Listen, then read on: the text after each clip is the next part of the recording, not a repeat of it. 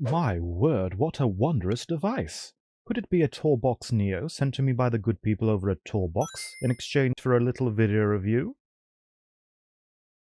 Well, yes, that's exactly what it is actually.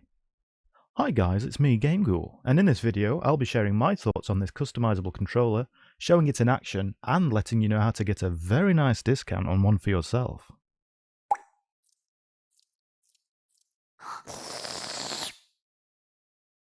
Okay, so the TourBox Neo is a customizable controller akin to something like one of the remotes released by graphic tablet manufacturers like Wacom and XP Pen, or the Steam Deck by Elgato. But as you can see straight away, this device looks a little more like a toy or part of a control panel for a flying saucer, and that is by no means a detriment. Each button and dial has a unique shape and feel to it, meaning that if you're going about your creative business in complete darkness for some reason, or if your touch typing ability isn't really up to scratch, you'll instantly have a much better idea of what your fingers are doing at any given moment. Like other similar devices, its compact size means that it will fit neatly into any workspace, but the TourBox Neo really does have the potential to be a keyboard replacement for the majority of your projects, and that's because of the sheer amount of customization options you have in the TourBox console software. Each of the rotation-friendly parts of the device can be pressed or turned in either direction. Then there's the 4 prime buttons, and the kit section. The combination shortcuts in the kit section, the double press and combination shortcuts in the prime section, the prime and rotation combinations in the rotating section. Basically, that's a lot of shortcut options. 58 in total if my math is correct, and that's only for one preset. The software comes preloaded with presets for Adobe Photoshop, Lightroom, and Premiere. But of course you can add your own presets as I have. You can even enable the auto switch which, as the name implies, will swap you between presets depending on which software is active at any given time. When you go to add a shortcut, you can do so by recording your key presses, whether it's a simple Ctrl-C or some insane Street Fighter-esque macro. You can also handily select shortcuts from a list of pre-entered ones native to the Adobe suite. Anyway, my 2D art software of choice is Clip Studio Paint. So I started with a new preset, and rather than getting to the spoilers of what it looks like now, I'll talk about it during this time-lapse footage of me using the TourBox Neo during a painting for the first time, as I actually changed the shortcuts quite a bit along the way. As you can see, I also had to remove the ectoplasm from my hands to be able to use the device properly, so yeah, I'll be reaching out to the TourBox guys later to see if they can make it a little more ghoul-friendly in the future. So I started by making the knob, the scroll, the circle buttons, and 3 of the 4 prime buttons match my existing hotkey setup on my graphics tablet, the Huion Canvas Pro 22. The touch bar of the tablet would rotate the canvas, so I had the knob do that too, whilst the bottom 2 buttons would zoom in and out of the canvas. So I mapped that to the scroll wheel, and of course that feels far more natural.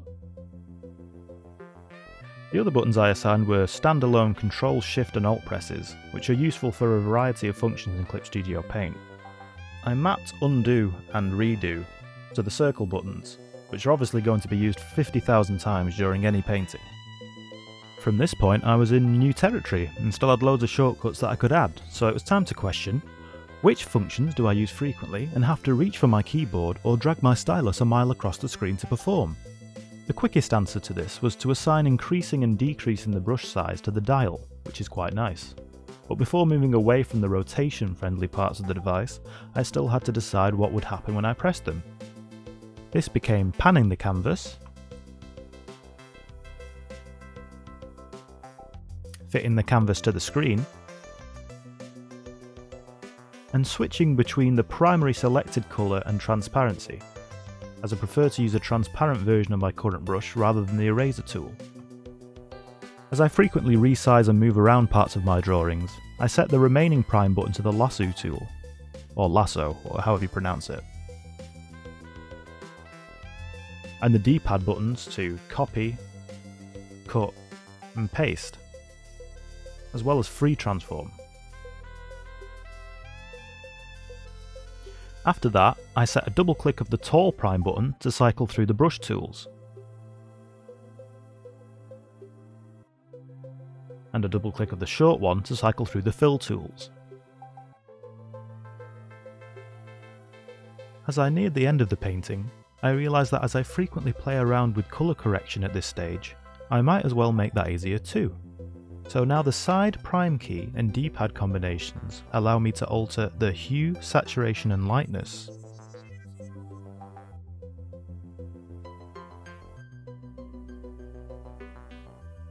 Brightness and contrast.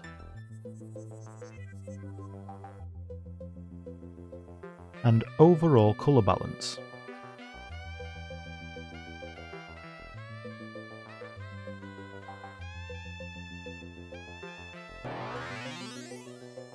And there we are. A hilarious painting of Vi from the hit show Arcane, where she's showing visible concern about the current temperature of a confectionery item. In other words, "You're hot, Cupcake." So it sounds like I went through a lot there, but look at all of these empty spaces that I still have left. This is just too much power for one man.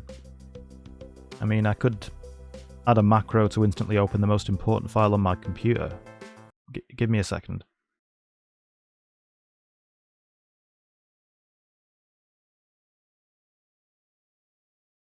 There he is.